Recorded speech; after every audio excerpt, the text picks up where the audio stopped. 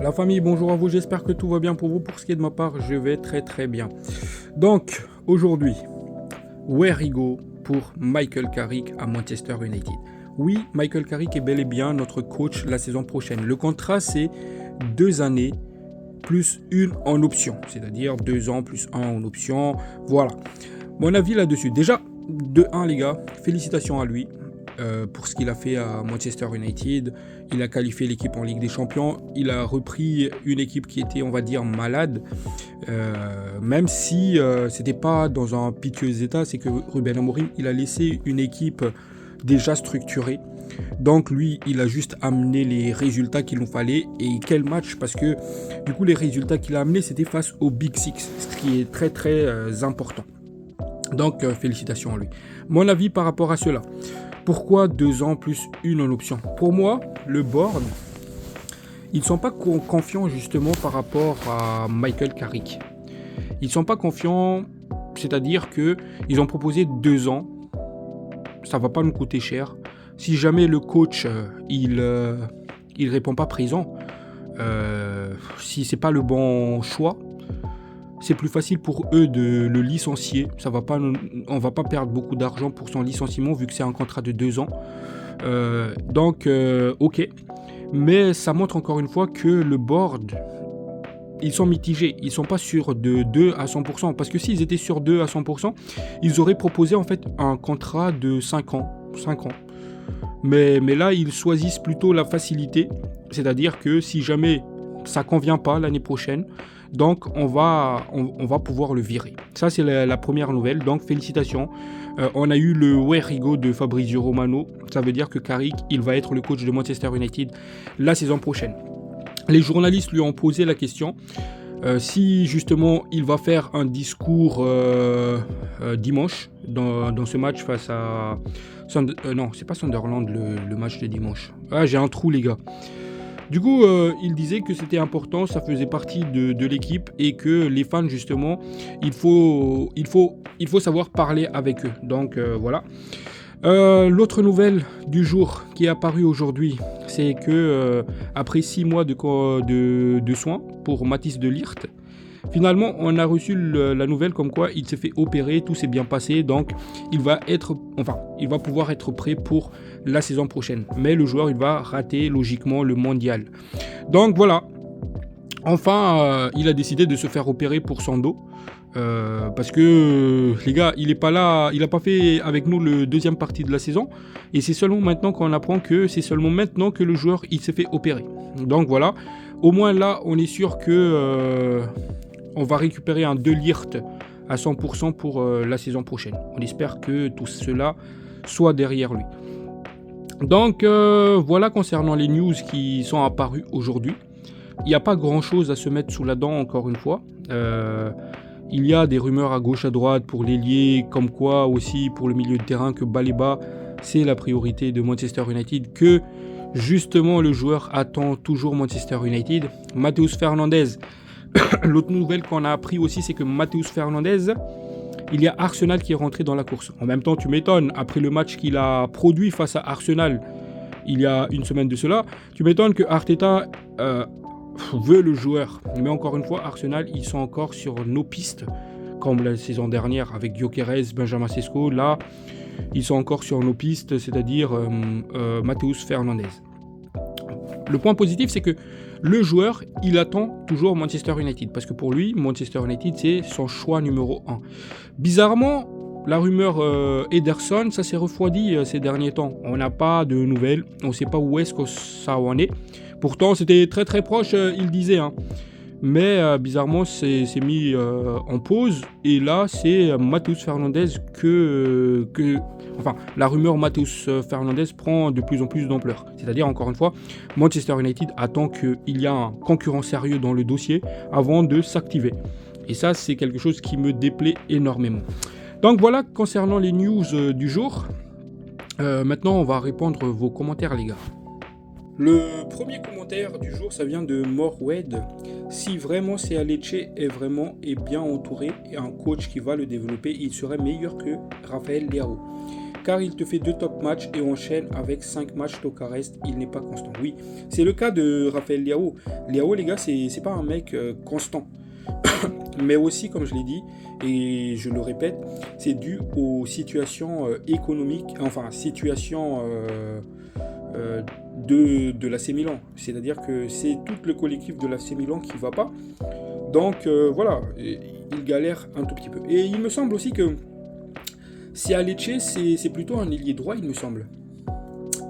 Après, vous allez me dire, oui, mais on a JJ Gabriel qui va rejoindre l'équipe pro de Manchester United la saison prochaine. Oui, encore une fois, oui. Mais est-ce que ces jeunes-là, ils vont être prêts pour la Coupe d'Europe qui nous attend la saison prochaine? Encore une fois, j'aurais aimé voir ces jeunes-là cette saison, hein, parce que cette saison, il y avait seulement cette qualification en Ligue des Champions. Donc voilà, énorme point d'interrogation. Commentaire de Georges Sabodji. Si c'est possible, il nous faut vraiment l'adjoint du Bayern Munich pour faire évoluer nos attaquants. Au milieu, un Adam Wharton et un meneur de jeu pour faire souffler Bruno Fernandes. Oui, mais il me semble que c'est... comment il s'appelle? Jordson, qui se dirige plutôt vers Manchester United. C'est un coach adjoint qui est déjà passé par le club. Et d'ailleurs, le club a adoré son passage à Manchester United. Et donc, il est plutôt sur le retour. C'est un coach pour les coups de pied arrêtés, offensifs et défensifs. Voilà, et il y avait aussi cette rumeur comme quoi l'adjoint du Bayern, évidemment, allait nous rejoindre. Mais je ne sais pas qu'est-ce que ça vaut l'adjoint de compagnie, justement. Mais selon le fanbase, c'est plutôt un bon gars. Et si on regarde que le Bayern fait partie des meilleures équipes en 2026, c'est qu'il y est pour quelque chose. Il faut que je fasse mes recherches concernant ce gars-là. Oui, et concernant un meneur pour faire souffler Bruno Fernandes, j'en avais parlé dans mon mercato idéal, les gars. Il nous faut cela parce que Bruno Fernandes, logiquement, je ne sais pas s'il va prolonger, mais il faut se préparer pour l'après Bruno Fernandes. Je ne veux pas me retrouver dans la même situation qui se passe cette saison, c'est-à-dire que Casemiro il va partir et c'est seulement maintenant qu'on va chercher son remplaçant. Si ça se trouve, le remplaçant qu'on va acheter, il ne va pas répondre présent ou il ne va pas être prêt. Donc pour éviter cela, il faut recruter un meneur qui est capable de... moi je pense qu'un jeune meneur... allez checker mon mercato idéal au milieu de terrain. Vous allez comprendre justement qui j'ai choisi dans ce profil-là. Comme cela, il va avoir quelques temps de jeu. Cette année, ça va être son année d'adaptation. Et dès que Bruno Fernandes il part, le gars il sera prêt. Ou bien on va se dire non, finalement il n'est pas prêt. Allons recruter un titulaire. Mais au moins on a déjà préparé l'avenir. Ensuite, commentaire de Ali Meiga. Moi-même, le Real Madrid c'est mon deuxième équipe, mais je crois que Baleba va rapporter plus que Tchouaméni à Manchester. Oui, comme je l'ai dit, j'étais pas un grand fan de Tchouaméni quand il était en Ligue 1 ou même au Real Madrid. C'est pas maintenant que je vais retourner ma veste. Pour moi, Baleba, il a plus de qualité, il a plus de potentiel qu'un Aurélien Tchouaméni. Oui, Tchouaméni, il connaît les grandes rencontres, les grands matchs, les compétitions européennes. Mais moi, je maintiens mon choix. Baleba, Wharton, pas de Tchouaméni. Voilà. Et surtout, quand on regarde les problèmes de vestiaire au Real Madrid, voilà. Guira Ismaël, il nous dit je t'ai toujours trouvé juste. Mais sur le cas Carrick, tu es injuste. Premier, c'est pas ses joueurs. Et puis, parmi nos joueurs, montre-moi un qui nous permet de garder la balle. Et puis, une équipe malade, on ne fait pas de stratégie, mais du pragmatique. Merci, Carrick. Ouais, c'est par rapport à ma dernière vidéo, justement. Les gars, il faut comprendre une chose, c'est que j'ai pas de problème concernant Carrick. Loin de là. Moi, mon problème, c'est le board. Le board, ils m'ont promis des choses. Ils ont parlé des choses. Au final, ils retournent leur veste. C'est une volte-face par rapport à ce qu'ils avaient prévu de base. La preuve, c'est que même eux, ils sont pas sûrs. Parce que s'ils étaient sûrs, pourquoi ils n'ont pas proposé un contrat de 5 ans à Michael Carrick? Pourquoi ils proposent 2 ans? Parce que là, en fait, j'ai l'impression qu'ils prévoient l'après Carrick. Si jamais Carrick, il fait pas le taf l'année prochaine, et qu'on se rend compte que c'était encore une erreur de casting, ça sera facile pour nous de le remplacer parce que c'est un contrat de 2 ans. C'est comme ça que moi je prends ces choses-là. Hein. Et encore une fois, c'est des promesses en l'air. Je suis désolé, le board, il arrive, il nous dit, on est champion en 2028. Ok. On veut le football total. Ok. Sauf que, ce que j'ai précisé dans ma vidéo, c'est que le football total, c'est pas le football de Carrick. Ok, c'est pas ses joueurs, mais on voit très bien c'est quoi le style de jeu de Michael Carrick, les gars. Michael Carrick, c'est le style de jeu de Ole, c'est le style de jeu... oui, c'est l'ADN du club de Manchester United, mais c'est pas le football total promis par le board. Et c'est là, pour moi, le point d'interrogation. J'ai rien contre Carrick, encore une fois. Mais encore une fois, vu qu'on reste avec Carrick, il faut s'attendre à du jeu de transition. C'est ça, parce que c'est son style de jeu. Autrement dit, le board, c'est plus du football total qu'ils veulent, mais c'est du transition. Voilà. Et maintenant, est-ce qu'on va être champion d'ici 2028 ? J'en sais rien. Encore une fois. Donc, Check Abi Bouyanyang. Je suis désolé les gars si je prononce mal vos noms. On veut voir du vrai football, mais pas des contre-attaques. Du coup, j'ai répondu dans le commentaire, mais c'est la définition de Carrick. Il répond, faut qu'il essaye de le changer ou qu'il améliore son jeu. Voilà, comme je l'ai dit dans mon commentaire, c'est que c'est la définition même de Carrick, les jeux de transition. Je ne sais pas s'il va changer cela. Après, oui, comme l'a dit justement Gurassi Ismaël, là, c'est que il faut aussi des joueurs capables de tenir la balle. Mais le plan de jeu de base de Michael Carrick, ça reste jeu de transition. Les gars, je vous apprends rien.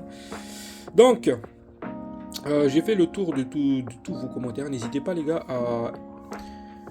à écrire des commentaires, je suis là pour le lire. Et d'ailleurs, le nouveau format justement de mes vidéos, c'est lire en direct vos commentaires, analyser en direct. Je trouve ça plus intéressant que ce que j'ai proposé avant, c'est-à-dire sélectionner les trois pertinents. Et voilà.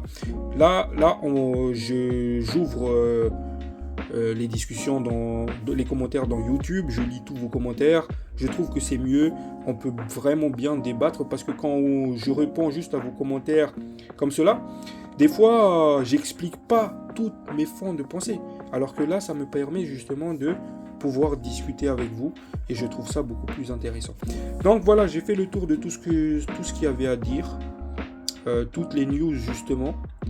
Donc, on se retrouve demain. Prenez soin de vous. La paix sur vous. Ciao, ciao.